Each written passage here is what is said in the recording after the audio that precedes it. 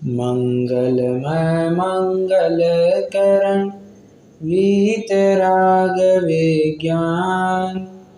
नमो ताहि जाते भय अरहंतादि महान। करि मंगल करि हो महा ग्रंथ करन को काज। जात मिले समाज सब पावे निज पद राज। इस भव के सब दुख निके कारण मिथ्या भाव। तिनकी सत्ता नाश करी प्रगटै मोक्ष उपाय। बहुत सिंपल सा क्वेश्चन है। 3 मकार बताना जरा। चरणानुयोग में 3 मकार क्या बताएं? मध्य मास मधु। बराबर। और 4 मकार बोले तो? करेक्ट करेक्ट, बहुत बढ़िया, मक्खन भी आ जाएगा। चरणानुयोग में सबसे पहले 8 मूल गुण बताए जाते हैं, जिसमें जितनी भी अपेक्षा हो, जितनी भी, चाहे फिर वो आचार्य समंतभद्र की हो, आचार्य अमृतचंद्र देव की हो, या अपने पंडित आशाधर जी की हो, किसी की भी अपेक्षा लो, तीनों ही अपेक्षाओं में उन्होंने एक बात बताई है, मध्य मांस मधु का त्याग। मतलब मकारों का त्याग सबसे पहले कहा है। और जब भी 8 मूल गुणों के नाम बताने होते हैं तो मध्य मांस मधु और फिर बाकी के जो बताने होते हैं जो बताते हैं। मतलब मकार का त्याग बहुत महत्वपूर्ण है। ये चरणानुयोग के जीवन की विशेषता यही है। अब आध्यात्मिक जीवन की अगर आप बात करेंगे तो वहाँ पर 3 मकार कुछ अलग आते हैं। 3 मकार कौन से? मिथ्यात्व, मिथ्या दर्शन, मिथ्या ज्ञान और मिथ्या चारित्र। अब कहते हैं पहले इनका नाश करो, तो आगे की बातें आगे देख लेंगे, परंतु इनका अभाव होना सबसे पहले जरूरी है। इसलिए तो कहते हैं तिनकी सत्ता नाश करी, उनके अभाव का पहले विचार करो। इसलिए सप्तव्यसनादिक से भी बड़ा पाप जानकर पहले मिथ्यात्व को छुड़ाया। आगे कहेंगे पंडित साहब, मिथ्यात्व अपने सप्तव्यसनादिक से भी बड़ा पाप कहा है, मिथ्यात्व को छुड़ा। ऐसा क्यों कहा होगा? सप्तव्यसनादिक से भी बड़ा पाप। मैं छोटी सी एक ब्रीफ आइडिया कह रहा हूँ आपको। ऐसा है कि मैं ये नहीं कह रहा हूँ कि सप्तव्यसनों में डूबे रहो, नहीं। तुम अगर हो क्या रहा था, ये जीव सप्तव्यसनों में अच्छा ही मान रहा था कि ये करूँगा तो मुझे अच्छा लगेगा, परंतु जैसे ही उसकी इच्छा बुद्धि वो खत्म हो जाएगी, ना रहेगा बांस ना बजेगी बांसुरी, उसके सप्तव्यसन भी छूट ही जाएगा और मोह का भाव हो जाएगा। मतलब एक तीर 2 निशान, ऐसी बात है वो। ठीक है, वो छल ग्रहण करने के लिए नहीं दिया है कि सप्तव्यसन अधिक करो तो करो, कोई दिक्कत नहीं, परंतु मिथ्यात्व का अभाव करो, मिथ्यात्व का अभाव करो, सप्तव्यसन करते हुए भी सब हो सकता है। उसका ये अर्थ नहीं है। उसका अर्थ तो ये है कि तुम मोह का अभाव करो, तुम्हारे सप्तव्यसन आदि भी अपने आप छूट जाएंगे, ऐसा है वो। खैर, मिथ्या दर्शन, मिथ्या ज्ञान और मिथ्या चारित्र का निरूपण, इस चौथे अधिकार के अंतर्गत हम मिथ्या दर्शन के स्वरूप की चर्चा कर रहे हैं। कल अपनी किस बिंदु के ऊपर विशेष चर्चा हुई थी? लगभग 15-20 मिनट अपन ने एक ही विषय के ऊपर चर्चा की थी। वो प्रकरण क्या था? प्रयोजनभूत तत्वों को जानना जरूरी है। बराबर, प्रयोजनभूत तत्वों को, प्रयोजनभूत वस्तुओं को जानना जरूरी है। अप्रयोजनभूत, ये लाइन याद करना। हाँ, अप्रयोजनभूत पदार्थों का जानना, न जानना, अन्यथा जानना। फिर से, जानना, न जानना, अन्यथा जानना। एक और बार, जानना, न जानना, अन्यथा जानना। अब आप बताइए, ये याद करना, क्योंकि ये क्वेश्चन आएगा तो ये लाइन लिखनी पड़ेगी। इतने तो लिखना ही पड़ेगा, ये याद कर लो आप।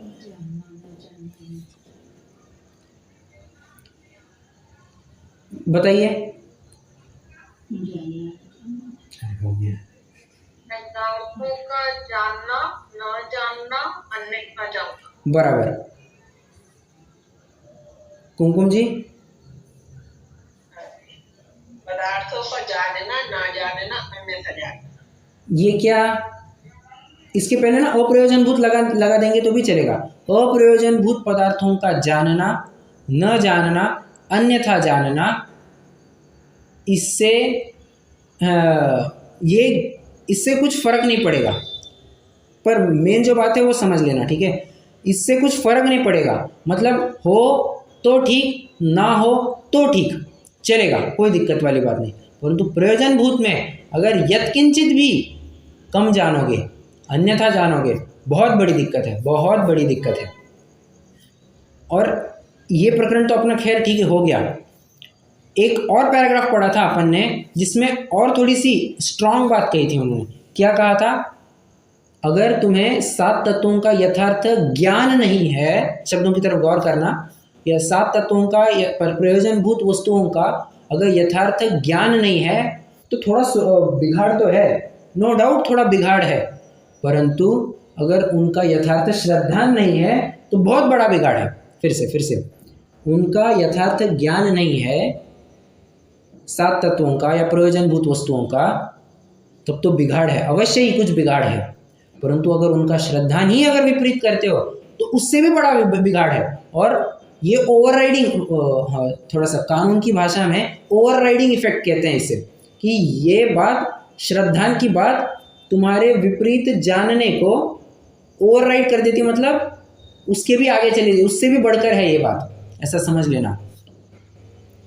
इसलिए श्रद्धा को व्यवस्थित रखना बहुत ज़रूरी है। ज्ञान सही है परंतु श्रद्धा विपरीत है तब भी काम नहीं बनेगा। ज्ञान विपरीत है, श्रद्धा विपरीत है, तब तो काम बनेगा ही नहीं। काम तभी बनेगा जब ज्ञान भी सही है, श्रद्धा भी सही है, ठीक है। एक भी विपरीत होगा तब तो बात ही नहीं बनने वाली है ना। और ये तो बात हम सभी जानते हैं, क्या? सम्यक साथे ज्ञान होए वह भिन्न आराधो, मतलब सम्यक दर्शन और सम्यक ज्ञान तो साथ में प्रकट होते हैं। मतलब सम्यक पने की प्राप्ति, सम्यक दर्शन और सम्यक ज्ञान कुछ अलग अलग टाइम पर तो प्रकट होते हैं नहीं, दोनों युगपत होते हो प्रकाश दीपकते हो, बराबर। तो ऐसा ज्ञान और दर्शन की बात समझना। अब शंकाकार एक प्रश्न और लेकर के आया है। क्या? वो कहता है कि फिर इसमें भी ज्ञानावरण ही को तो दोष बताओ, मोहनियों को बीच में क्यों लाते हो? समझना, एक उदाहरण से मैं आपको बात कहता हूँ। कई लोग कहते हैं नहीं साहब हमारी बात पल्ले ही नहीं पड़ती, ये सब ये बात हमारे पल्ले ही नहीं पड़ती, हमें कुछ समझ में नहीं आता क्या कह रहे हैं क्या नहीं करते हैं। चरणानियोग क्या है उस दंतफन में हम कभी पढ़ते हैं नहीं, या अध्यात्म क्या है उसको कुछ समझ में आता नहीं, ये तीन लोग की क्या व्यवस्था है, छोड़ो ना, कौन माथा लगाए इसमें। तो ऐसा कहते हैं और कहते हैं क्यों नहीं समझ में आता? नहीं साहब हमारा क्षयपशम नहीं इतना, हमारा क्षयपशम नहीं इतना, हमारा क्षयपशम नहीं इतना, ऐसा कह देते हैं। मतलब इसमें फलित ये समझना क्या कि उनका क्षयपशम नहीं, उनकी वहाँ पर रुचि की कमी है। समझना, जो असंगी जीव है और जो संगी जीव है, अगर असंगी जीव कहे क्या कि मान के चलो एकेंद्रिय है, ठीक है, असंगी है, अगर वो कहे मेरे तो ज्ञान का उगाड़ ही नहीं है तो मैं इन 7 तत्वों का ज्ञान कैसे करूं, तो एक दफ़ा उसको कंसिडर किया जाएगा भाई हाँ इसके पास ज्ञान ही नहीं तो इस 7 तत्वों का ज्ञान कैसे करेंगे। ठीक, मैं ये नहीं कह रहा हूँ कि मोहनिया वहाँ पर काम नहीं कर रहा, मोहनिया का काम है, नो डाउट वहाँ पर भी काम है, परंतु एक दफ़ा ये एक्सक्यूज़ मिल जा सकती है कि एकेंद्रिय को तो उतना ज्ञान का उघाड़ ही नहीं है, उस 7 तत्व आदि का ज्ञान करेगा भी क्या। ठीक है, परंतु अगर संगी जीव होकर के ये बात कहे क्या कि नहीं साहब हमारा क्षयपशम नहीं है इतना, तब तो फिर डेफिनेटली उसको वो ज्ञानावरण के आड़ में छल ग्रहण कर रहा है। उसको तो बताया जाएगा नहीं भाई ज्ञानावरण का इसमें कुछ भी रोल नहीं है, इसमें पूरा का पूरा रोल मोहनिया का है। ज्ञानावरण क्या ही करेगा, ज्ञानावरण कुछ हद तक तुम्हें ज्ञान कराएगा, आगे का काम सारा श्रद्धान का है। हाँ, लड़के को ढूंढना, वो उसके सारे गुण समझना, लड़के क्या करता है, कमाता है, सद्गुणी है नहीं है, कैसा है, सत्यवसनी तो नहीं है, ये सब छानबीन कौन करेगा? पिता करेगा, ज्ञान करेगा। लड़की को क्या करना है? सिर्फ वरमाला डालनी है, उसको वरना है। परंतु अगर लड़की ही वरे ही ना तो पिता की मेहनत सारी पानी बर्बाद हो जाएगी। वो इतने 5 साल से लगा है भाई एक लड़का मिल जाए, एक लड़का मिल जाए जो अपनी लड़की को ब्याह दे, अगर लड़की वहाँ पर ना कह देती है तो पूरी बात ही पलट जाएगी। इसलिए श्रद्धान का रोल बहुत महत्वपूर्ण है। और इसलिए संज्ञियों में अगर हम कहेंगे तो मोहनीय ही सब कुछ कहा जाएगा। वहाँ पर ज्ञानावरण का एक्सक्यूज ही नहीं दे ही नहीं सकते। एक उदाहरण के माध्यम से पंडित साहब आगे बढ़ते हैं। उदाहरण थोड़ा मैं अपने शब्दों में कहता हूँ। प्रथमानियों की घटना आती है, क्या? शिवभूति मुनिराज। शिवभूति मुनिराज जिस संघ में है उस संघ में आचार्य भी है जो विशेष ज्ञानी है, और भी कई सारे मुनिराज हैं जो विशेष ज्ञानी हैं, किन किन को कुछ अंगों का भी ज्ञान है। ठीक है, शिवभूति मुनिराज क्या है? अरे 7 तत्व छोड़ो, नमोकार मंत्र तक याद नहीं हो रहा। जो छोटे बच्चे को याद हो जाता है, नमोकार मंत्र तक याद नहीं हो रहा है उनको। ओके, तो हाँ, अब किया जाए तो क्या किया जाए? उनको एक सूत्र दे दिया, भाई मारुष मातुष, इस सूत्र को याद करो और इसका भाव भाषण करो। तो मारुष मातुष, अब हुआ ऐसे कि बीच में गाड़ी कहीं अटक गई, वो भी भूल गए, कुछ दूसरा ही पकड़ लिया उन्होंने। क्या? तुष्मास भिन्नम, दाल अलग है उसका छिलका अलग है, इसका दल अलग है इसका छिलका अलग है। ये जैसे तैसे छोटी सी बात उनको याद रह गई, परंतु फल क्या हुआ? केवल ज्ञान की प्राप्ति कर ली। क्यों? क्योंकि उन्होंने श्रद्धापूर्वक पढ़ा था, श्रद्धापूर्वक समझा था, और वो उसका भाव जानते थे, उसका अर्थ जानते थे। और कितने ही जन हैं जो 7 तत्वों के नाम धड़ाधड़ बोलेंगे, जीव अजीव आश्रय संवर्तत्व निर्जरा मोक्ष, और पुण्य पाप पदार्थ 9 पदार्थ बताने तो पुण्य पाप भी जोड़ दो, धड़ाधड़ बोल देंगे। उनको ये क्या है ये पता ही नहीं होता है। बताना जरा आश्रय क्या होता है? नहीं साहब, आश्रय क्या होता है पता नहीं हमको, हमें तो इतना क्षयक्षम नहीं है, ऐसा कहते हैं। मतलब क्षयक्षम संज्ञियों को तो ये बिल्कुल भी कहना योग्य नहीं है। ठीक है, इसलिए अगर आपकी इसके बाद अगर आपको कोई जीव मिले, नहीं साहब हमारा इतना क्षयक्षम ही नहीं है, हम क्या कर सकते हैं, हमारा तो इतना पुरुषार्थ भी नहीं बनता है, समझ लेना चाहिए वो फ्रॉड है, वो फ्रॉड कर रहा है, वो धोखा कर रहा है, और किसी और के साथ नहीं, सबसे पहले वो खुद के साथ धोखा कर रहा है। वो ज्ञानावरण की आड़ में अपने मौन्य को छुपा रहा है। ठीक है, वो मानता है कि ज्ञान ही है, ज्ञान ही क्यों, मुझे ज्ञान नहीं हो रहा, मुझे ज्ञान, तो पुरुषार्थ भी तो कहाँ कर रहा है? पुरुषार्थ करने के बाद अगर तुझे ज्ञान ना हो तब तो हम माने, परंतु तू पुरुषार्थ भी नहीं करता, प्रयास भी नहीं करता, तो और दिक्कत वाली बात है। ऐसा प्रकरण यहाँ पर आया है। ठीक है, हम एक बार प्रकरण पढ़ते हैं, क्या कहना चाहे। हाँ, आपने क्या बोला? ज्ञानावरण की आड़ में मोहनीय को अपने मोह को छुपाता है। मतलब क्या हुआ इसका? मतलब ये स्वच्छंदी प्रवर्तना चाहता है। मोहनीय है मतलब क्या? स्वच्छंदी प्रवर्तना चाहता है, परंतु कहता क्या है? नहीं साहब हमारा इतना क्षयक्षम ही नहीं है, तो हम कहाँ से इतने सब स्वाध्याय आदि में जुड़ पाएंगे, हम कहाँ यहाँ पर कुछ समझ पाएंगे, वो ऐसा कहता है। मतलब नाम देता है क्षयक्षम का और अपनी कमी को छुपाता है, अपने स्वच्छंद प्रवृत्ति को छुपाना चाहता है, ऐसा। ठीक है, आइए पेज नंबर 77 लास्ट क्वेश्चन पढ़ना है। उस पेज पर जो लास्ट क्वेश्चन है वो पढ़ते हैं। यहाँ कोई कहे कि जैसा जाने वैसा श्रद्धान करे, इसलिए ज्ञानावरण ही के अनुसार श्रद्धान भाषित होता है। यहाँ दर्शन मोह का विशेष निमित्त कैसे भाषित होता है? दर्शन मोह कल आते ही क्यों बीच में? क्योंकि जैसा जानेगा वैसे ही तो श्रद्धान करेगा। देखो सॉरी, सांप को रस्सी जाना, ठीक है, घाटा है या नहीं है?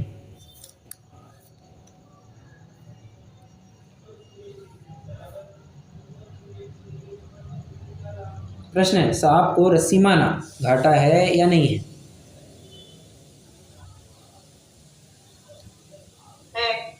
घाटा है। ठीक है, अब देखो, परंतु कितना घाटा है? एक जान चली जाएगी, 10 लेगा, एक जान चली जाएगी। परंतु तुमने जो ये मान रखा है, ये सांप डसेगा, मैं मर जाऊंगा, मेरा तो नाश हो जाएगा, इस प्रकार के जो तुमने विचार बना रखे हैं, ये तुम्हारे भव भावांतर बिगाड़ेंगे। अभी सांप ने डसा तो एक भव बिगड़ेगा, तुम अगर इस मान्यता के साथ मरोगे तो तुम्हारे भव बिगड़ने वाले हैं। उदाहरण कौंडेश ग्वाला। क्या कौंडेश ग्वाला का क्या हुआ था? ग्वाला क्या करते हैं मुझे बताना? भाई साहब गाय भैंस चराता है, गाय भैंस चराने गया जंगल में, और मुनिराज ने कहा था तुम्हारा अविनाशी कल्याण होगा, आत्मा कभी मरता नहीं है। ऐसे कुछ दो तीन छोटे छोटे बात, भाई ग्वाला समझेगा, अनपढ़ आदमी है, परंतु अनार्य को जैसे समझ में आए, उस जीव को जैसे समझ में आए, उसको मुनिराज ने वैसा उपदेश दे दिया। अब ग्वाला जैसे तैसे समझ लिया, भाई दो तीन बातें जो कुछ बताई है वो समझ लिया। गाय भैंस चरा रहा है, सांप ने उसको डस दिया, ठीक है। अब सांप ने उसको डस दिया तो क्या होता है, कोई चक्कर आता है, बहुत कुछ बातें होती है, मुंह में से झाग वगैरह निकलने लगता है, जो कुछ भी होता है उसके बाद की प्रक्रिया। ग्वाला क्या विचार करता है, सांप ने मुझे डसा, अब तो मेरे मरण का समय आ गया है। परंतु मुनिराज गलत नहीं कह सकते, इतनी दिव्य मूर्ति थी उनकी, और कुछ फ्रॉड वगैरह करेंगे ऐसा लगेगा भी नहीं था। उनके शब्द में से ही उन वाच्यता, उस शब्दों की वाच्यता करते से ही ख्याल में आ रहा था कि भाई ये एकदम जेन्युइन आदमी है, हमें तत्व ज्ञान का उपदेश दे रहा है, मोक्ष मार्ग का उपदेश दे रहा है, तो गलत तो नहीं कह सकते, गलत तो नहीं कह सकते। क्या मुनिराज ने कहा था कि जीव तो कभी मरता नहीं, जीव तो कभी मरता नहीं, मेरा तो कभी नाश नहीं होगा, मेरा तो कभी नाश नहीं। अरे ये शरीर मरेगा तो मरेगा, इसके फलस्वरूप क्या हुआ, क्या हुआ इसके फलस्वरूप,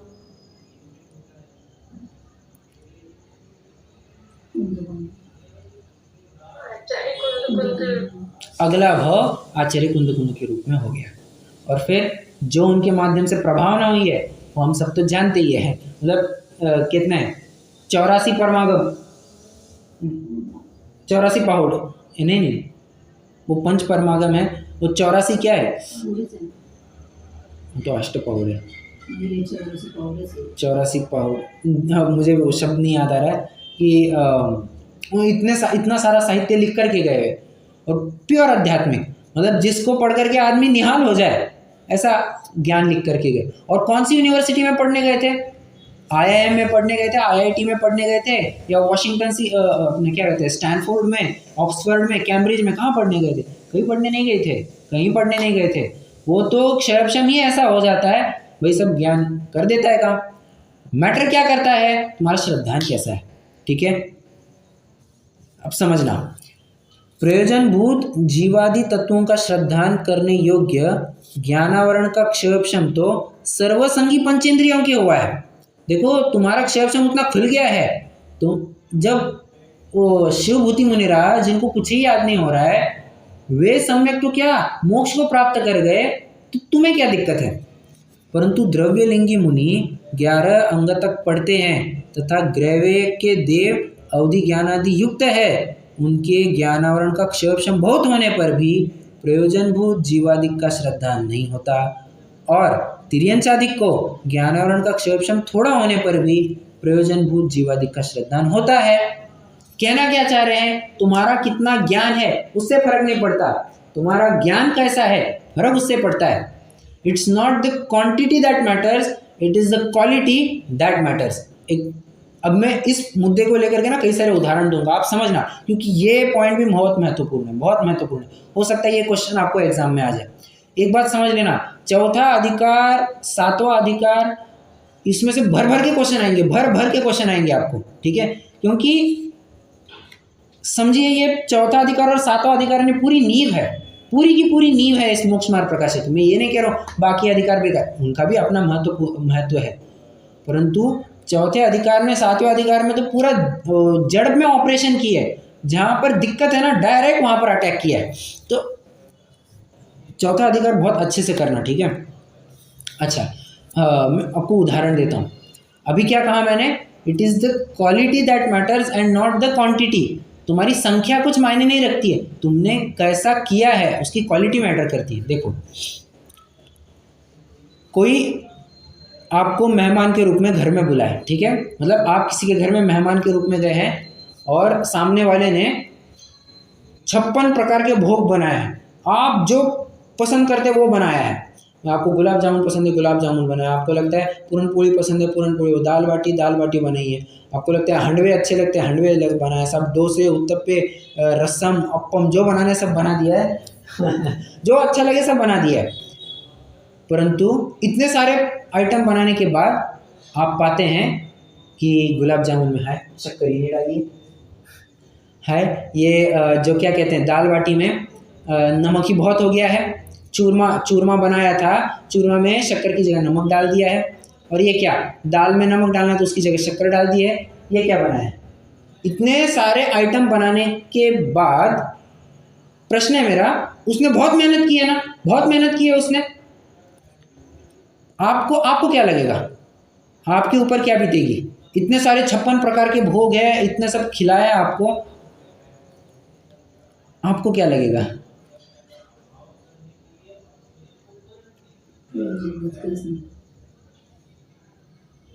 अरे कुछ तो बताइए। फ्रैंकली स्पीकिंग, ये क्या खिला के? हाँ, ये क्या खिला दिया, ये क्या खिला दिया, मतलब कभी अब क्या है, थोड़ी सी अपनी भी लाज बनी रहे, उनकी भी लाज बनी रहे, इसलिए कहते हैं। इसलिए मुंह पर तो नहीं कहे, पीठ पीछे तो इतना ही कहेंगे, कैसी तो गवार थी, काली गलूटी और आम का रस एकदम काला था।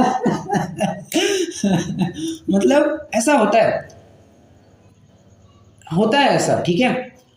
ऑन दी अदर हैंड, आपको कोई घर पर बुलाए, मतलब कोई साधर्मी है, मतलब एकदम सामान्य परिस्थिति का है, वो आपको घर पर बुलाए, ठीक है।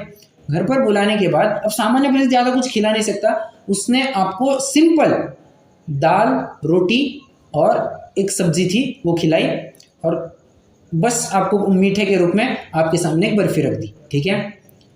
उंगलियां चाटते रह गए आप, ठीक है। It was so tasty. हाँ, वो कहते हैं ना, हर निवाले पे सुभान अल्लाह कहने का जी करता है। तो वैसा आपको वैसा लगा, ठीक है। अब आप डिफरेंस बताना, आपको क्या खिलाया? सिर्फ दाल रोटी खिलाई है, ज़्यादा कुछ फैंसी नहीं खिलाया, सादी दाल और रोटी है, उसमें पर नमक मिर्च बराबर व्यवस्थित है, ठीक है। How will you feel now, आपको कैसा लगेगा?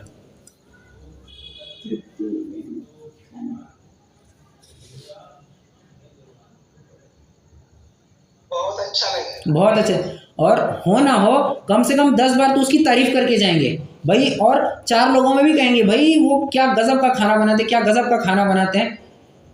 ये क्यों हुआ? क्वालिटी मैटर करता है। तुमने क्वांटिटी कितनी बनाई है फर्क ही नहीं पड़ता, not at all, it doesn't matter at all. तुम्हारी क्वालिटी कैसी है ये बहुत मैटर करता है, बहुत है। एक उदाहरण मैं अपना भी देना चाहूँगा, मैं पीछे नहीं हटूँगा। मतलब है उदाहरण है तो मैं बताऊँगा ही, और प्राय मैं शेयर करता हूँ ये उदाहरण। लगभग 3 साल होने को आ जाएंगे उस घटना को।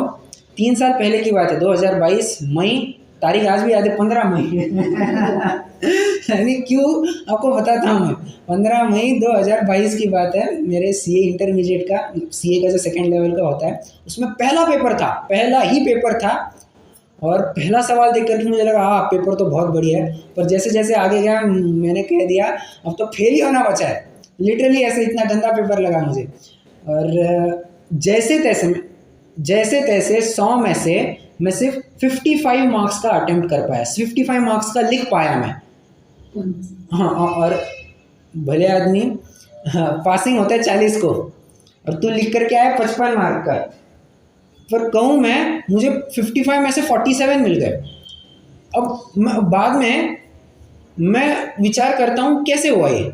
मैं विचार करता ऐसे हुआ कि मुझे एक पॉइंट का तो कॉन्फिडेंस था, क्या कि भले मैं 55 मार्क का लिख करके आया हूँ, परंतु जो लिख करके आया हूँ एकदम बढ़िया लिख करके आया हूँ, मुझे उसमें कोई शंका नहीं थी। और ये फ्रैंकली हाँ, मतलब वो अपने आप डिफरेंस ख्याल में आ जाता है। कोई बच्चा अगर ऐसे पेपर लिख करके आ जाए और बहुत कहे कि मैं तो पास हो जाऊंगा, ये हो जाऊंगा, वो हो जाऊंगा, परंतु अंदर में उसको एक कमी महसूस होती है। और कोई बच्चा अंदर से कॉन्फिडेंट होता है कि बाबा हाँ मैंने जो लिखा है कॉन्फिडेंटली लिखा है, एकदम परफेक्ट लिखा है, फिर उसको लेकर उसको डर भी नहीं होता। फिर रिजल्ट बाद में आया तो फिर वही हो गया, पास हो गया, जो कुछ भी होना था। पर मैं कहना क्या चाहता हूँ कि ओवरऑल, और वो एग्ज़ाम बहुत ही, अब क्या कहे, अब हाँ वाहियात कहे या थर्ड क्लास कहे, मुझे ज़्यादा अच्छा नहीं लगेगा, परंतु 8 पेपर थे, 100 मार्क के 8 पेपर थे। मतलब 800 मार्क का टोटल लिखना था, मैं उसमें से कुल 620 मार्क के कुछ लिख पाया। मतलब लगभग समझ लो 200 मार्क का तो मैं लिख ही नहीं पाया था। 20-25 मार्क ऐसे छूटते जा रहे। हाँ, और फिर ऐसे में मेरा स्कोर आया 400 के आसपास, ठीक है। जैसे बाउंड्री पास हो गया था मैं, समझना, बाउंड्री पास हो गया था मैं। पर मैंने फिर परसेंटेज निकाला मेरा, ठीक है, मैंने 620 मार्क का लिखा है और मुझे 419 मार्क मिले, मैंने परसेंटेज कैलकुलेट किया, लगभग 67% आता है, तो परसेंटेज वाइज देखा तो मैंने कहा तो अच्छा है। ये मेरी अपनी नहीं है, ये बात मेरे टीचर हमेशा कहते हैं, हमेशा मैंने जितने भी फैकल्टीज़ वगैरह को रेफ़र किया है, हमेशा एक बात कहते थे, क्या, चिन्ना करो चंगा करो। हमारे एक सर पंजाबी में ऐसे ही बोलते थे, चिन्ना करो चंगा करो, टीचर नो देख बढ़िया लगना चाहिए, मतलब जो भी कर रहे हो एकदम अच्छे से करो, क्वालिटी मेंटेन करो, मतलब सामने वाले को देख कर क्या बस हो जाएगा। मैं इतना क्यों बता रहा हूँ, quality matters and not quantity.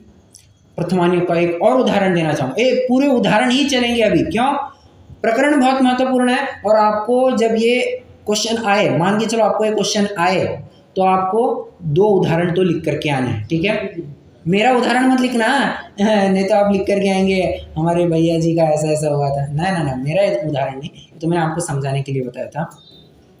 तो मैं अभी एक जो उदाहरण दे रहा हूँ अब वो समझना, देखो, मतलब सच्ची घटना है।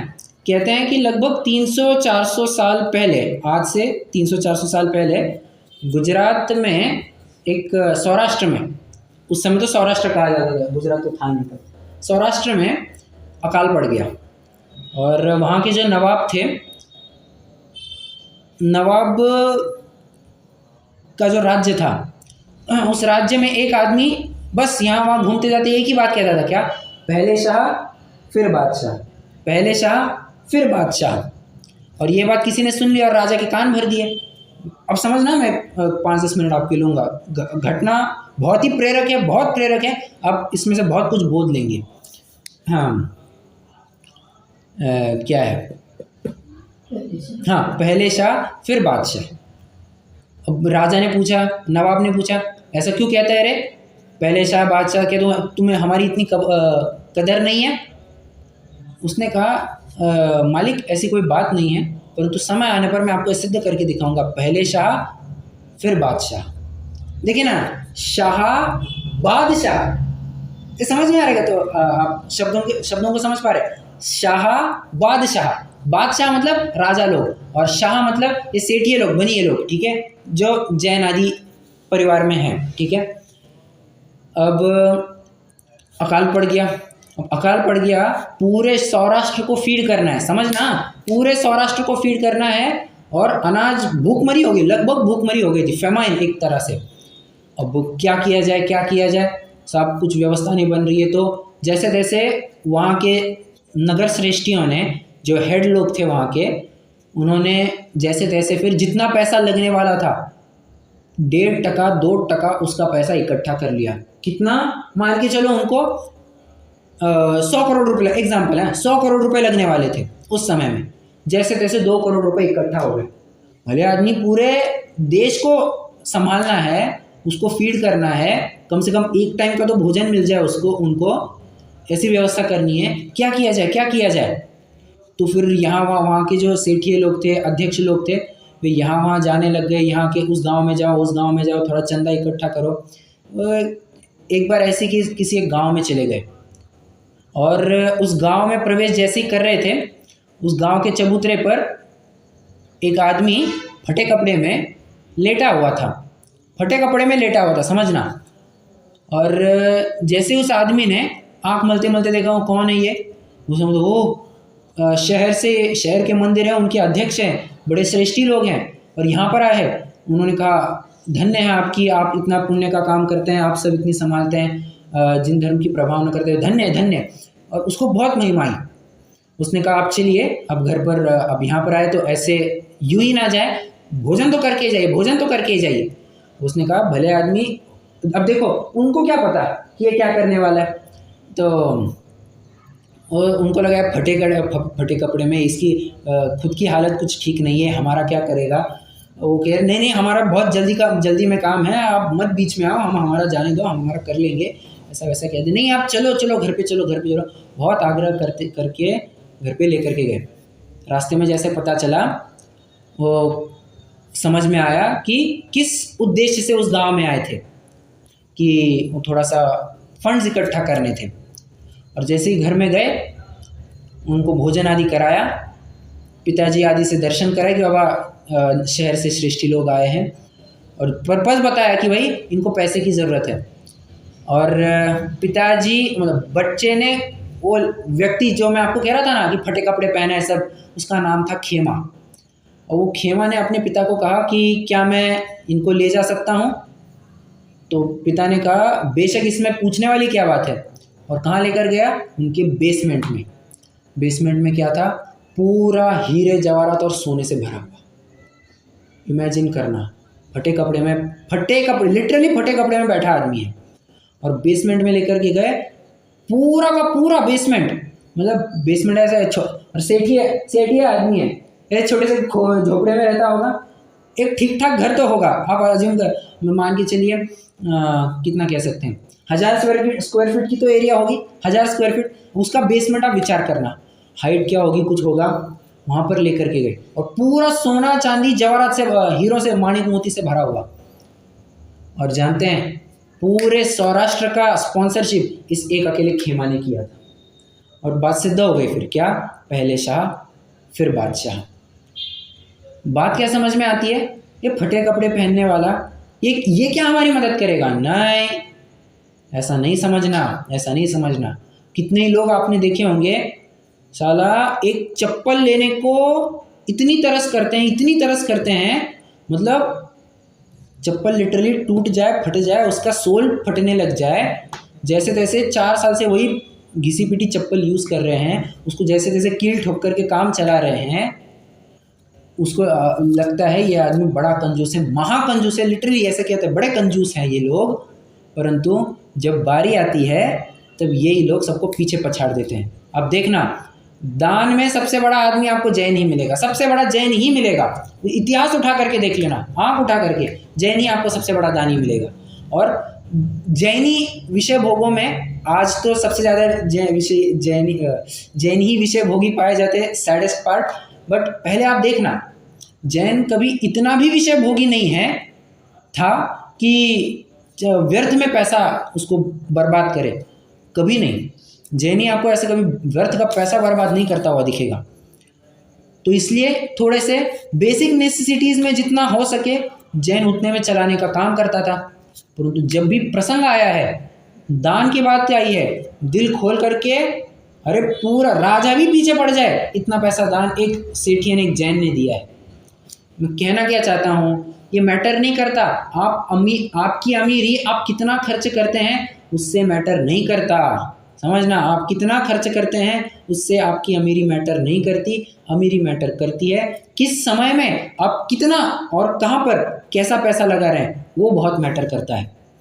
हाँ, सभी अनुकूलताओं के अंबार आपके आजू बाजू लगाने के लिए कोई करोड़ों रुपए लगा दे, क्या उसमें मज़ा है? क्या मज़ा है? मज़ा तो तब है कि जब भूखमरी आ पड़ी है और देश का सबसे अमीर आदमी एक कुटिया में रह रहा है और पूरे देश को पैसा बांट रहा है कि भाई तुम अपने जीवन पर, मेरा तो क्या है, मेरा पुण्य का उदय चल रहा है तो मेरा आ रहा है पैसा, तुम अपनी लाइन फिर से सेट करो, तुम रिहेबिलिटेट, तुम अपना स्थितिकरण फिर से करो। मज़ा तो तब आएगा, ठीक है। So it is not the quantity that matters, it is the quality that matters, ठीक है। बहुत विचार करना है इन बातों के ऊपर। प्रथमान्यु की एक और घटना आती है, क्या? हाँ, किसी एक लड़की की उसके हाथ पीले करा दिया, उसको ससुराल में भेज दिया। और पहले के ज़माने तो फ़ोन तो नहीं होते थे, ट्रिंग ट्रिंग ट्रिंग ट्रिंग, फ़ोन तो होते नहीं थे, तो चिट्ठी चपाटी से काम चलता, तार भेजते थे, चिट्ठी भेजते थे। तो उसके अब संभाषण पिता और पुत्री के बीच में हो रहा है, माता और पुत्री के बीच में हो रहा है।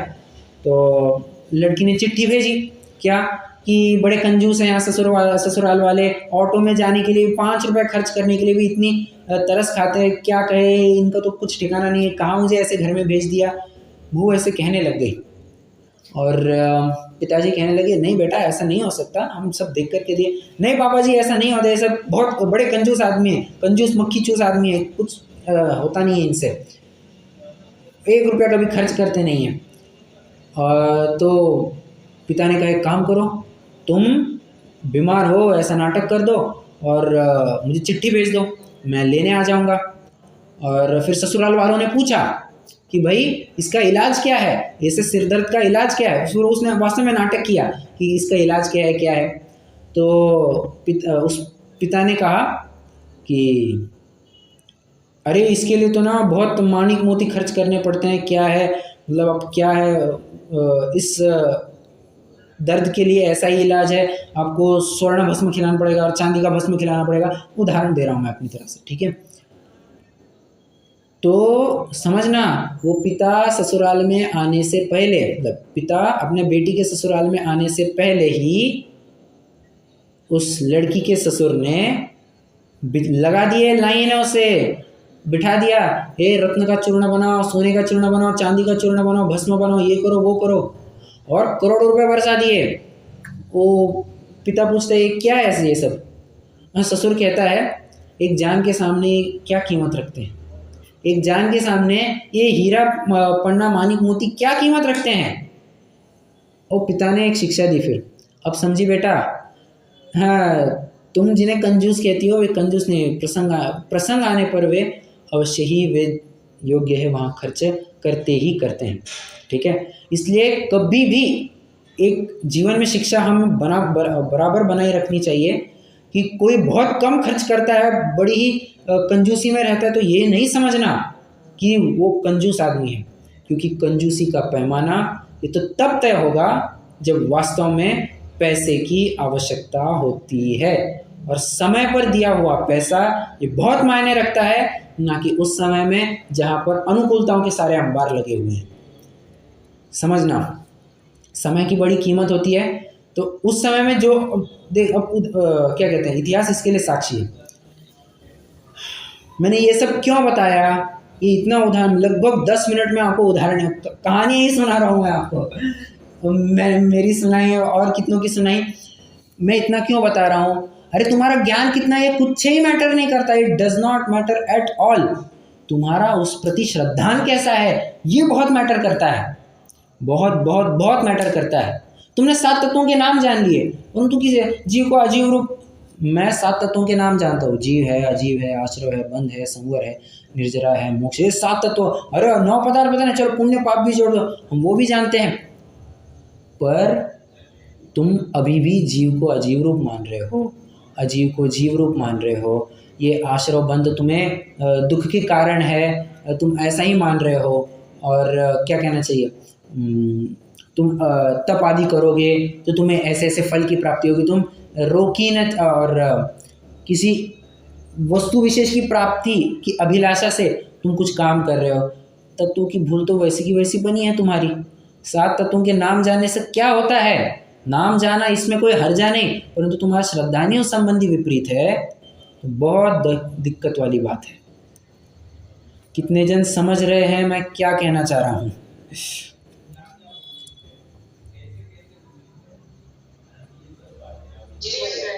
ओके, आइए फिर से पढ़ते हैं। परंतु द्रव्यलिंगी मुनि 11 अंग तक पढ़ते हैं तथा ग्रहवे के देव अवधि ज्ञानादि युक्त है। उनके ज्ञानावरण का क्षयोक्षम बहुत होने पर भी प्रयोजनभूत जीवादिक का श्रद्धा नहीं होता, और तिर्यंचादिक को ज्ञानावरण का क्षयोक्षम थोड़ा होने पर भी प्रयोजनभूत जीवादिक का श्रद्धान होता है। इसलिए जाना जाता है कि ज्ञानावरण के ही अनुसार श्रद्धान नहीं होता, कोई अन्य कर्म है और वह दर्शन मोह है। उसके उदय से जीव के मिथ्या दर्शन होता है, तब प्रयोजनभूत जीवादि तत्वों का अन्यथा श्रद्धान करता है। कहाँ तक थे, एक लाइन रह गई थी अपनी। उसके उदय से जीव के मिथ्या दर्शन होता है, तब प्रयोजनभूत जीवादि तत्वों का अन्यथा श्रद्धान करता है। मतलब ये पूरा खेल मिथ्या दर्शन का है, ठीक है। फिर से एक बार कह दूं, मतलब ये पेज को अगर समराइज करना चाहे ना, पेज नंबर 77 को, इतनी बात कह रहे हैं कि पहले तो तुम बाइफर्केशन कर दो, क्या, पदार्थ को 2 भागों में, आप चाहे तो एक छोटा सा चार्ट बना सकते हैं पेज नंबर से, और टाइटल ऐसा दीजिए, पदार्थ ब्रैकेट पेज 77 समरी। ये समरी शायद ही आपको कोई देगा, आप ये समरी बना करके रखना अपने पास। पदार्थ के 2 हिस्से कीजिए, एक अप्रयोजनभूत और एक प्रयोजनभूत। ये लिखिए, फटाफट लिखिए। पदार्थ के दो हिस्से कीजिए, एक प्रयोजनभूत और एक अप्रयोजनभूत। पहले तो प्रयोजनभूत को ही कंप्लीट करते हैं। प्रयोजनभूत के फिर से दो हिस्से कीजिए।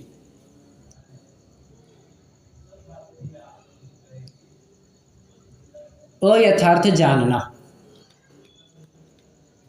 न जानना, अन्यथा जानना, ऐसा लिखिए।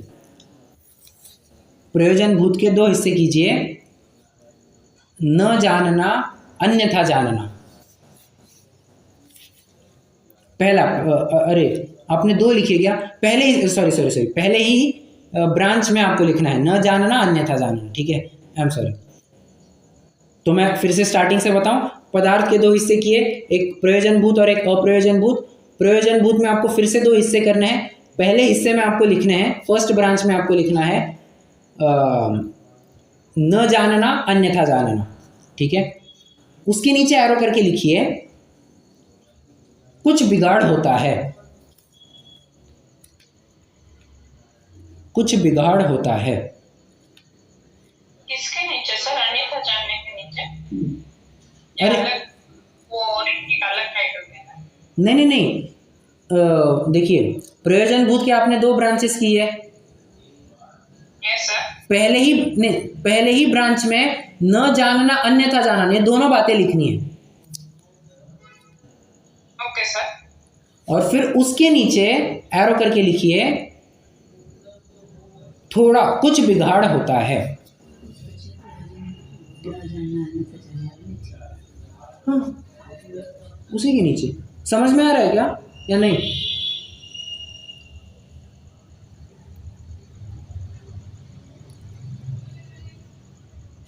कल्पना जी। सर लिख तो दी, बट वो कहाँ ब्रांच आउट होगा वो मैं बाद में देखो वापस से कंफर्म करते हैं। ठीक है, देखो अब जो दूसरा, अब देखो कहाँ तक आए थे पहले, आप मुझे ये बताइए। चलिए, आपने कैसे? कुछ बिगाड़ होता है। नहीं, आप स्टार्टिंग से बताइए, आपने कैसे बनाया? पदार्थ, हाँ, प्रयोजनभूत, अप्रयोजनभूत। बराबर, प्रयोजनभूत के अंदर नहीं जानना और अन्यथा जानना। बराबर। ये पहला ब्रांच है। सेकंड पॉइंट है। नहीं, ये दोनों भी पॉइंट्स है ना, एक ही ब्रांच के अंतर्गत आएंगे। प्रयोजनभूत वाले, न जानना और अन्यथा जानना, एक ही ब्रांच में आएंगे, ठीक है? ओके। और फिर उसके मतलब दोनों ही के नीचे एक पॉइंट आएगा, कुछ बिगाड़ नहीं होता, ठीक है? अब प्रयोजनभूत में जो दूसरा ब्रांच बनाया था अपन ने, वो लिखिए नहीं मानना, अन्यथा मानना, ठीक है? अब समझ में आ रहा होगा मैंने क्यों दो अलग ब्रांचेस बनाए। एक तो जानने की अपेक्षा बात कर रहा हूं, एक मानने की अपेक्षा बात है। तो दूसरे ब्रांच में क्या लिखेंगे? न मानना, नहीं मानना, अन्यथा मानना। और उसके नीचे एरो करके लिखिए बहुत बिगाड़ होता है।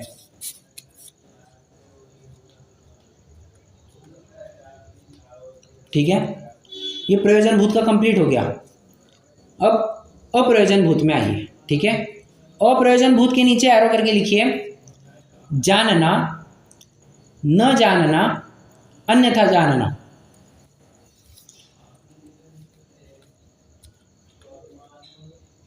जानना, न जानना, अन्यथा जानना, तीनों भी बातें एक के नीचे ही लिखना, ठीक है? उसके नीचे एरो करके लिखिए फिर कुछ बिगाड़ नहीं होता,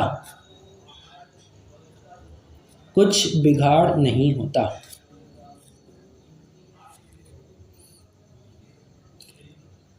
अब इसी चार्ट में आप चाहे तो एक पॉइंट अपनी तरफ से ऐड कर सकते हैं। क्या? इसमें कर्म का निमित्त कौन सा है, ठीक है? तो जो प्रयोजनभूत में न जानना, अन्यथा जानने वाला पॉइंट था, उसके नीचे आप लिख सकते हैं ज्ञानावरण, यहाँ पर निमित्त है।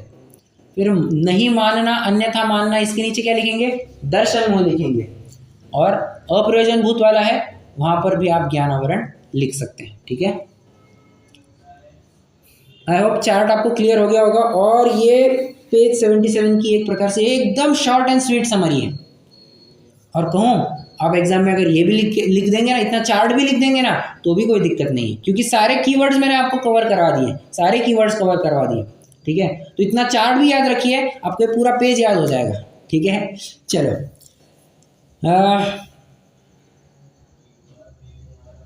और इसमें एक बात है, यहाँ कोई जैसे जाने वैसे चले, और लास्ट पैराग्राफ आपको थोड़ा सा फिर अपने हिसाब से बनाना पड़ेगा। उसमें आप इतना समझ सकते हैं कि कितना जानता है इससे फ़र्क नहीं पड़ता, कैसा जानता है इससे फ़र्क पड़ता है। आप चाहे तो उस पैराग्राफ के वहाँ पर एक छोटी सी लाइन ऐसा लिख सकते हैं, क्या, कितना जानता है इससे फ़र्क नहीं पड़ता, कैसा जानता है इससे फ़र्क पड़ता है। ठीक है,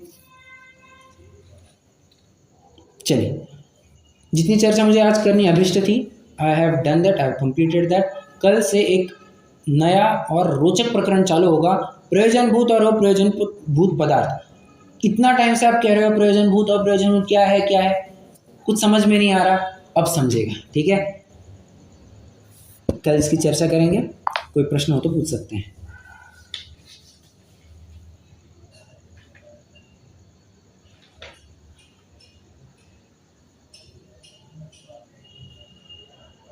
नहीं, चलिए यूनिवर्सिटी करेंगे।